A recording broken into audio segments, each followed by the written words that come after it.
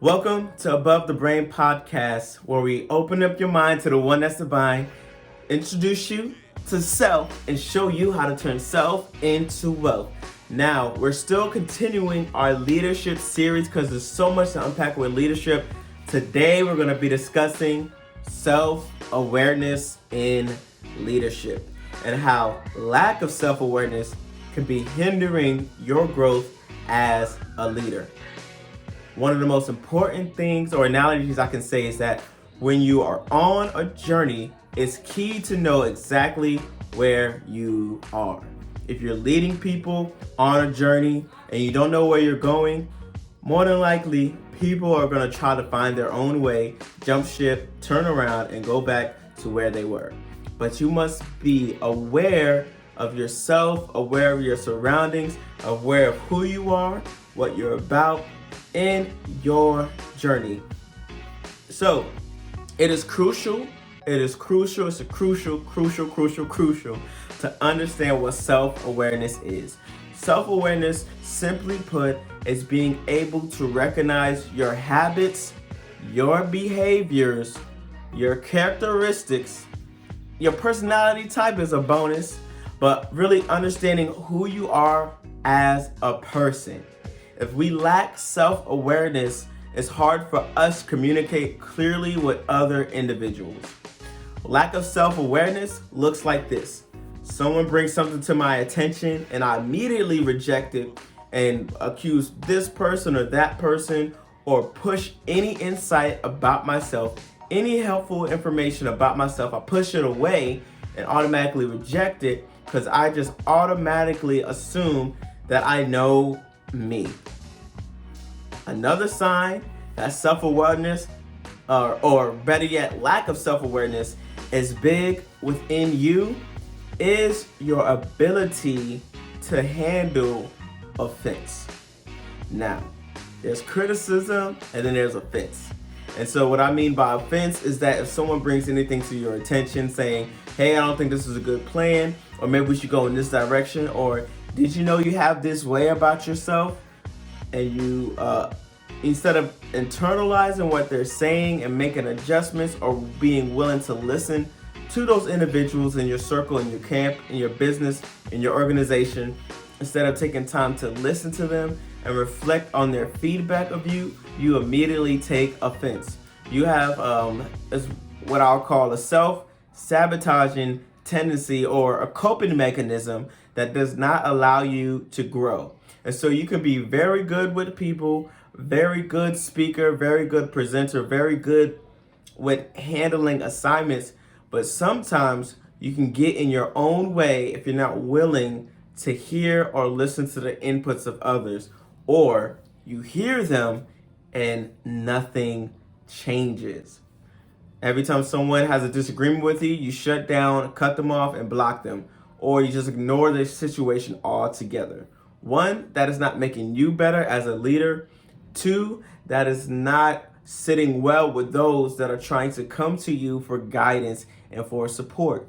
So as a leader, we must be self-aware. Even in your household, as a father, I have to recognize when I could be overbearing towards my kids, or I can be too vocal with my wife. If we're having a casual conversation, I take over the conversation and don't give her a chance to speak, or vice versa. And so, or like I don't give my kids the opportunity to say their opinion on something. Like, oh, I didn't mess up my room. My sibling messed up my room, and I'll immediately go to everyone's going to clean up together, right? And so that can really affect our approach to those individuals in the workplace. You just automatically give people assignments. You got to do this assignment and this has to be done by the end of the week. And the person's like, well, there's a better method, or I don't think this is a useful resource or tool for us to be progressive. And you automatically shut down, and you just give it off, or there's something that prevents you from changing who you are. And that is something that can hinder you, again, as a leader. Self-sabotage is also a component of lack of self-awareness.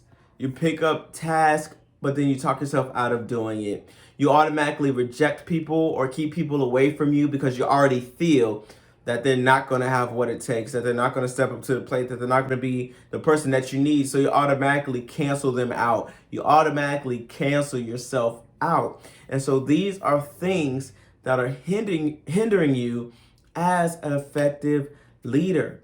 Communication is key. And what I've been breaking down over these past series is how to be an effective communicator. And so when you're an effective communicator, one of the number one things I always teach is being a good listener. And when you're a good listener, application follows what you listen to. You either take it with a grain of salt or you take it in full effect. If someone gives you feedback, you marinate on it, see what you really need to adjust, and then get rid of the things that you don't, right? Just like eating like a steak. You eat the meat, throw away the bone. And so when it comes to being an effective leader, being self-aware also looks like you recognizing when you have faults and owning up to it. And not only just owning up to it, but when you declare ownership, like, I messed up in this situation. I made the mistake. I led you guys astray. I did something wrong. And then you own up to it and you let them know where you made your mistake and then pick up from there. If you're already always in a place of like denial or separation or lack of ownership, then that can also damage your communication and connection with those that are, in a sense, following you. If you're in a church too as well, if you misquoted the scripture while you're preaching and someone brought it to your attention and you took offense and it turned into an argument where you had to sit someone down or, had a disagreement to a certain magnitude or level, instead of just actually having a general conversation, that can hinder the growth process, the connection process. If you're always rejecting individuals that are trying to connect with you or trying to really make you a better leader, that can be damaging. We must recognize our strengths and our weaknesses as a leader. We must be fully self-aware. And it also is confidence. Confidence is key with self-awareness. Because if you're confident enough, someone can bring something of discord, of dislike, of suggestion to you, and you don't immediately reject it, you don't shut it down, but you receive that feedback and you make the necessary adjustments. Because as leaders, and everything I'm teaching you is to create future leaders, to make everyone around us better. If your goal is not to make those around you better, then what are you doing as a leader? Because if you continue to go down the path of leadership just to be in the front, eventually you'll be going on a walk by yourself. If you just want to be the person in front, making the decisions, commanding the crowd, eventually the crowd will get smaller and smaller and smaller. And you will blame the people leaving you. You will blame the people quitting the organization. You will blame the people getting a different job or shutting you down, cutting you off, separating themselves. You will blame everybody else instead of realizing that you are the root of the discord, the separation, the falling away. Whatever the situation may be it family, be it church, be it business, be it entrepreneurship, when there's a dwindling down of support, you really have to look in the mirror and realize that person in the mirror, which is you, which is me, is the reason why I'm in this situation I am now. And it's okay to shift your thinking. It's okay to shift your approach. It is okay to say, I'm sorry. It's okay to get it right. It's okay to take in those considerations because we really don't know it all. We are just in the front, but somebody in the way back can probably see us better than someone that's looking right up close to us, right? If someone's staring you like face to face, they may not see the stain on the back of the shirt, but somebody back there that can see everything can see that stain and can say, hey, you need to get that stain off your shirt. It looks a mess. And you have to be willing to say, you're right. I gotta clean that mess up and make my shirt look right, right? But that's just a concept and example of what self-awareness looks like in leadership.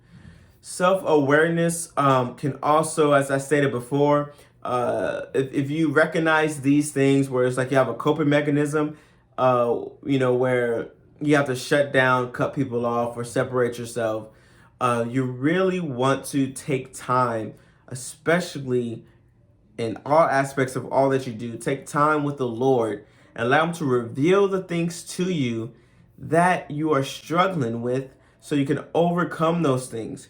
Because again, no matter what area you're in, be it family, ministry, business, if you're looking to be a great leader, lead people to a better life, lead yourself and lead your life, you definitely want to do whatever it takes to get yourself in the best position possible to lead others.